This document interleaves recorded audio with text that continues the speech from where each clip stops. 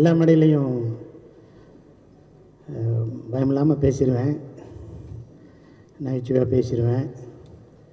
அந்த நீங்கள் கேட்குற 30 நிமிஷத்தையும் அந்த எப்படி போச்சு இந்த நேரம் இல்லாமல் கூட நான் பேசலாம்.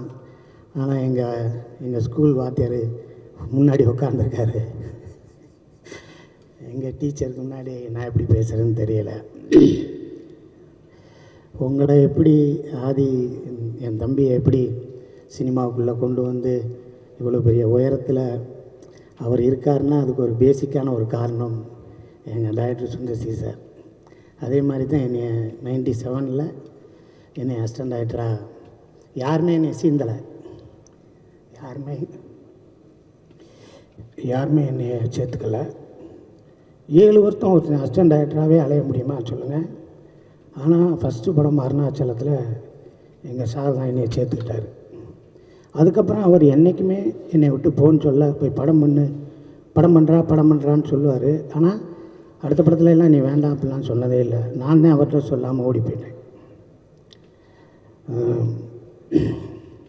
இந்த படத்தில் பற்றி பேசணும்னா, ஃபஸ்ட்டு ஒரு நாள் நான் ஆதி தம்பி எப்போ பார்த்தேன்னா, எங்கள் டைரக்டர் கூட பார்க் ஹோட்டலில் எல்லோரும் உட்காந்து சாப்பிட்டுக்கிட்டு இருந்தோம். இப்போ கொஞ்சம் லேட் ஆயிடுச்சு, 1 மணி ஆயிடுச்சு. என்கிட்ட கார் இல்லை, அண்ணே நான் உங்களை இறக்கி விட்றேன் அப்படின்னாரு. என்னை கொண்டு வந்து 1:15 நைட்டு வீட்டில் கேகே நகரில் இறக்கி விட்டு போனார். நான் மறுநாள் கேட்டேன், என்னை எப்படி உங்கள் கூட நான் பழக்கமே இல்லைன்னு. என்னை ரொம்ப பிடிக்கும்னேன்னாரு. இவர் ஃபஸ்ட்டு என்கிட்ட சொல்லும்போது, அண்ணே என்னோடய படத்துலேருந்து நீங்கள் இருக்கணும்னு நான் எல்லா டைரக்டர்கிட்டையும் சொன்னேன்னே, ப்ரொடியூசர்கிட்ட சொன்னேன்னே, எல்லாத்துலேயும் சொன்னேன். அவங்க டேட் இல்லைம்பாங்க, அந்த கேரக்டர் இவர் சின்ன கேரக்டராக இருக்கும்பாங்க. யாருமே வந்து உங்களை உள்ளே இழுக்கிறதுக்கு அது சப்போர்ட்டிவாக இல்லைண்ணே. அவர் டேட் இல்லைன்னு சொல்கிறாரு, அவர் அந்த காசு கேட்குறாரு, இதுன்னு சொல்லி எல்லாமே சொன்னாங்கண்ணே. இன்றைக்கி நான் முடிவு பண்ணுற இடத்துல இருக்கேண்ணே, நீங்கள் வரணும்னேன்னாரு. அதுதான் ஃபஸ்ட்டு என்கிட்ட சொன்னது. நான் முடிவு பண்ணுற இடத்துல இருக்கேண்ணே, நீங்கள் எல்லாமே போக மாட்டேன் ஷூட்டிங்னாரு. எல்லா பேரும் ஷூட்டிங் வந்தோம்னா டைரக்டர் அங்கே போய் ஸ்பாட்டில் போய் பார்ப்போம், அசோசியேட் சீன் சொல்லுவாங்க. ஃபஸ்ட்டு கேரவனில் வந்து உங்களுக்கு ஓகே வேணேன், காலையில் சாப்பாடு வந்துச்சா, ரூம் எப்படி இருக்குது, கம்ஃபர்ட்டாக இருந்துச்சா, வேறு எதுவும் பிரச்சனையானே, எதுன்னு கேட்டுக்கிட்டே இருப்பார். அப்புறம் நட்டி சார் நிற்கிறாரு, எல்லாத்தையும் பார்த்து நின்றுக்கிட்டே இருக்கையில் நான் எல்லோரும் கூட ஈஸியாக பழகிடுவேன், பேசிடுவேன். நட்டி சார் உங்களை பார்த்தா எனக்கு பயமாக இருக்குது, நான் ஏதாவது சொன்னால் கோச்சுக்கிறீங்களாம்பார். அவர் ஐயா, நான் சொன்னேன் எங்களை விட அந்த ஆள் தான் நல்லவர், நாங்கள் தான் கிரிமினல், அவர் ரொம்ப நல்லவர், அவர்கிட்ட எது வேணாலும் சொல்லுங்கள் அப்படின்னு சொன்னேன். ஸோ ஒரு ஹீரோ ஓப்பனிங் சாங் முடித்தோடனே அப்பா அம்மா மீட்டிங்கு, அப்புறம் வில்லன் இன்ட்ரோடக்ஷனு, அவங்க கூட ஃபைட்டு, அப்புறம் ஹீரோவுக்கு ஒரு ஃப்ளாஷ்பேக்கு, அதுக்கப்புறம் அப்படி போய் இன்ட்ரோ பிளாக்கு, அதுக்கப்புறம் அவன் எங்கே போனேன் ஈஸியாக 10 நிமிஷத்தில் கதை பண்ணி படம் பண்ணுறதை விட்டு போட்டு கடைசி உலகப்போர் எவ்வளோ ரிஸ்க்கு பாருங்கள்.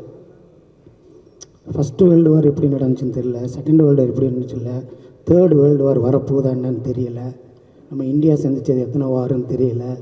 கடைசி உலகப்போர் எதை நோக்கி என்ன ஏது, இதுக்கு சரியான தீர்வு சொல்லிடுவோமா, இது பெரிய ரைட்டர்ஸ் பின்புலாக இருக்கா, பெரிய இது ரீமேக்கா, ரெஃபரன்ஸுக்கு இங்கிலீஷ் படத்தெல்லாம் பார்த்து எடுத்துருக்குமா, எதுவுமே இல்லாமல் நான் எடுக்கிறேன் பார், நீ பார் அப்படின்னு சொல்லி இந்த முயற்சிக்கே தம்பிக்கு ஒரு சல்யூட் எடுக்கிறேன்.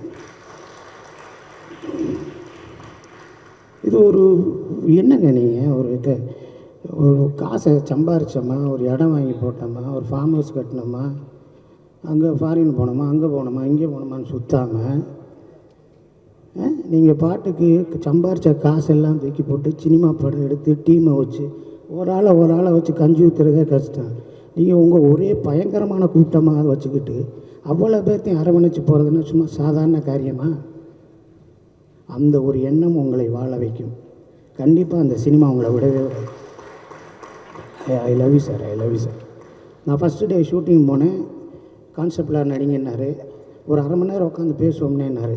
அண்ணனுக்கு நாமத்தை போடுங்கன்னாரு. நான் சொன்னேன், இப்போ தான் அரண்மனை 4ல் சுந்தர்சி சார் கூட நான் நாமம் போட்டு ஒரு போலீஸாக நடித்தேன்னே. அப்படியானே சென்டிமெண்ட் சூப்பராக இருக்கும், போடுங்க நாமத்தண்டாரு. அப்புறமேலு அந்த படத்தை கடவுள் நம்பிக்கை உள்ள ஒரு போலீஸாக நடிக்கிறேன் என்ன, இதுலேயும் அதே தானே, அப்படியே வைங்கன்னாரு. என்னே அது சொன்னார்னா கரெக்டாக இருக்குண்ணே, பேசாமங்கண்ணே நல்லா இருக்குண்ணே அப்படின்னாரு. உங்களுக்கு ரிசம்பிளன்ஸு அது வேணும்னே வாங்கினேன் அப்படின்னு கூப்பிட்டு போனார். ஒரு டைலாக்கை சொல்லிவிட்டு இது ஓகேவா இல்லை, அது ரைட்னே அம்பார்.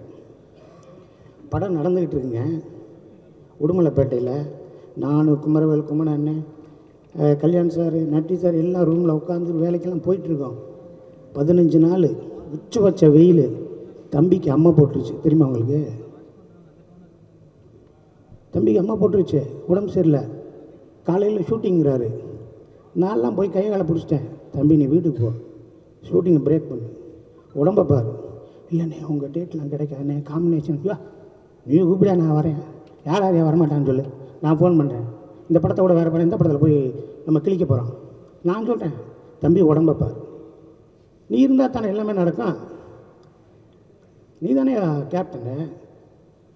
சரின்னு சொன்னேன். அதுக்கப்புறம் மறுநாள் சரி கிளம்பி போகலாம்ட்டு ஊர்லேருந்து வந்தார்.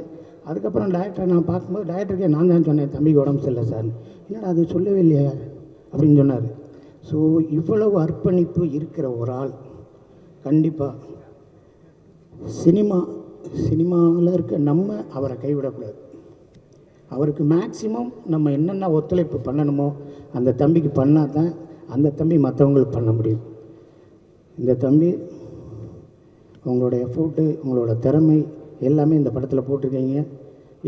இதுதான் ஃபஸ்ட்டு. இது ஒன்றும் இல்லை, நம்ம டைரக்டரே வந்துட்டார், அவர் தொடங்கி வச்சுருக்காரு.